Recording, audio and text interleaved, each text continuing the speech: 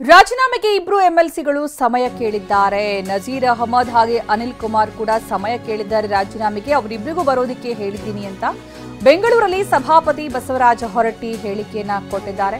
ಅಂದ್ರೆ ರಾಜೀನಾಮೆ ನೀಡ್ತೀವಿ ಅಂತ 5 ಜನ ಶಾಸಕರು ರಾಜೀನಾಮೆ ನೀಡ್ತೀವಿ ಅಂತೇನೆ ಹೇಳಿದ್ರು. ಅದಕ್ಕೆ ನಾವು ಸಮಯ ಕೇಳಿದ್ದಾರೆ ಅವರು, ನಾವು ಸಮಯ ಕೊಟ್ಟಿದ್ದೀವಿ, ಅವರಿಬ್ಬರಿಗೂ ಬರೋದಕ್ಕೆ ಹೇಳಿದ್ದೀನಿ ಅಂತ ಹೊರಟ್ಟಿ ಹೇಳಿದ್ದಾರೆ.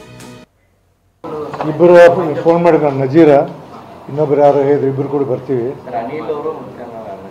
ರೈಟ್, ಅನಿಲ್ ಕುಮಾರ್ ಅವರು ಇಬ್ಬರು ಫೋನ್ ಮಾಡಿದ್ರು. ಇಬ್ಬರು ಫೋನ್ ಮಾಡಿದ್ರು, ನಜೀರ ಇನ್ನೊಬ್ಬರು ಯಾರು ಹೇಳಿದ್ರು, ಇಬ್ಬರು ಕೂಡ ಬರ್ತೀವಿ. ರೈಟ್, ಅನಿಲ್ ಕುಮಾರ್ ಅವರು ಇಬ್ಬರು ಫೋನ್ ಮಾಡಿದ್ರು. ಇಬ್ಬರು ಫೋನ್ ಮಾಡಿದ್ರು. ಈ ಬಗ್ಗೆ ಹೆಚ್ಚಿನ ಮಾಹಿತಿ ನೀಡೋದಕ್ಕೆ ನಮ್ಮ ಪ್ರತಿನಿಧಿ ರಾಜೇಂದ್ರ ಸಿಂಹ ಈಗ ನಮ್ಮ ಜೊತೆಗೆ ನೇರ ಸಂಪರ್ಕದಲ್ಲಿದ್ದಾರೆ. ರಾಜೇಂದ್ರ ಸಿಂಹ, ಕೋಲಾರದ ಕಾಂಗ್ರೆಸ್ನಲ್ಲಿ ಆಗ್ತಾ ಇರುವಂತಹ ಬೆಳವಣಿಗೆ ನಿಜಕ್ಕೂ ಕೂಡ ಕಾಂಗ್ರೆಸ್ ಹೈಕಮಾಂಡ್ಗೂ ತಲೆನೋವಾಗುವಂತಹ ಸಾಧ್ಯತೆ ಇದೆ. ಸೊ ಯಾವ ರೀತಿ ಪರಿಹರಿಸಬಹುದು? ಮತ್ತೆ ಚಿಕ್ಕಬೆದ್ದನವರಿಗೆ ಟಿಕೆಟ್ ಬಹುತೇಕ ಅಧಿಕೃತ ಅಂತ ಹೇಳಲಾಗ್ತಾ ಇದೆ. ಸೊ ಯಾವಾಗ ಘೋಷಣೆ ಆದ್ಮೇಲೆ ಯಾವ ರೀತಿ ಒಂದು ಸಮಸ್ಯೆ ಸವಾಲು ಎದುರಾಗಬಹುದು ಕಾಂಗ್ರೆಸ್ಗೆ?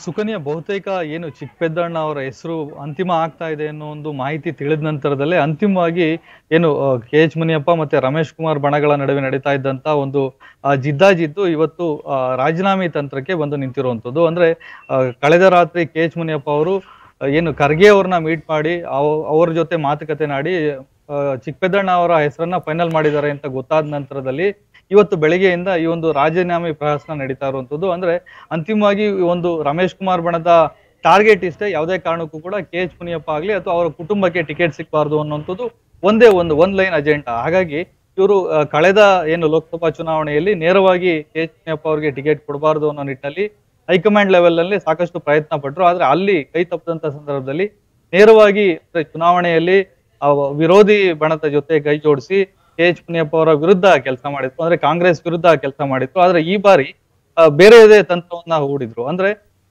ಎಡಗೈ ಸಮುದಾಯಕ್ಕೆ ಯಾವುದೇ ಕಾರಣಕ್ಕೂ ಟಿಕೆಟ್ ಅನ್ನ ಕೊಡಬಾರ್ದು ಅನ್ನೋ ನಿಟ್ಟಿನಲ್ಲಿ ಆರಂಭದಲ್ಲಿ ಒಂದು ಅಜೆಂಡಾವನ್ನ ಹೈಕಮಾಂಡ್ ಮುಂದೆ ಪ್ರಸ್ತಾಪವನ್ನ ಮಾಡಿದ್ರು. ಆದ್ರೆ ಹೈಕಮಾಂಡ್ ಅಂತಿಮವಾಗಿ ಈಗ ಎಡಗೈ ಸಮುದಾಯದ KH ಮುನಿಯಪ್ಪ ಅವರ ಅಳಿಯ ಚಿಕ್ಕಪೆದ್ದಣ್ಣ ಅವರಿಗೆ ಟಿಕೆಟ್ ಕೊಡುತ್ತೆ ಅನ್ನುವಂಥದ್ದು ಬಹುತೇಕ ಖಚಿತ ಆಗ್ತದಂತೆ. ಈಗ ಸುಮಾರು 6 ಜನ ಶಾಸಕರು, ಅಂದ್ರೆ ಮೊದಲಿಗೆ 5 ಜನ ಶಾಸಕರು ಇದ್ರು, ಈಗ ಬಂಗಾರಪೇಟೆಯ ಶಾಸಕ SN ನಾರಾಯಣ ಸ್ವಾಮಿ ಅವ್ರ ಜೊತೆ ಆಗಿರುವುದು 6 ಜನ ಶಾಸಕರು ಯಾವುದೇ ಕಾರಣಕ್ಕೂ ಎಡಗೈ ಸಮುದಾಯದ ಅಭ್ಯರ್ಥಿಯಲ್ಲಿ ಟಿಕೆಟ್ ಕೊಡಬಾರ್ದು, ಬಲಗೈ ಸಮುದಾಯದ ಅಭ್ಯರ್ಥಿಗೆ ಟಿಕೆಟ್ ಕೊಡಬೇಕು, ಇಲ್ಲ ಅಂತ ಅಂದ್ರೆ ನಾವೆಲ್ಲರೂ ಕೂಡ ರಾಜೀನಾಮೆ ಕೊಡ್ತೀವಿ, ಮತ್ತೆ ಚುನಾವಣೆಯಲ್ಲೂ ಕೂಡ ಕಾಂಗ್ರೆಸ್ ವಿರೋಧಿಯಾಗಿ ಕೆಲಸ ಮಾಡಬೇಕಾಗತ್ತೆ ಅನ್ನೋ ಒಂದು ಎಚ್ಚರಿಕೆಯನ್ನ ಕೊಟ್ಟಿದ್ದಾರೆ. ಈಗಾಗಲೇ ಸ್ಪೀಕರ್ ಅವರ ಬಳಿ ಒಂದು ಸಮಯವನ್ನ ಕೇಳಿತ್ತು ರಾಜೀನಾಮೆಯನ್ನ ಸಲ್ಲಿಸೋದಕ್ಕೆ.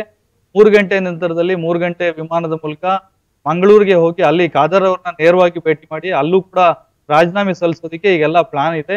ಈಗಾಗಲೇ ಬೈರತಿ ಸುರೇಶ್ ಅವರು ಇವರ ಮನವೊಲಿಸೋದಕ್ಕೆ ಪ್ರಯತ್ನ ಮಾಡ್ತಾ ಇದಾರೆ ಅಂತ ಮಾಹಿತಿ ಸಿಗ್ತಾ ಇದೆ. ಧನ್ಯವಾದ ರಾಜೇಂದ್ರ.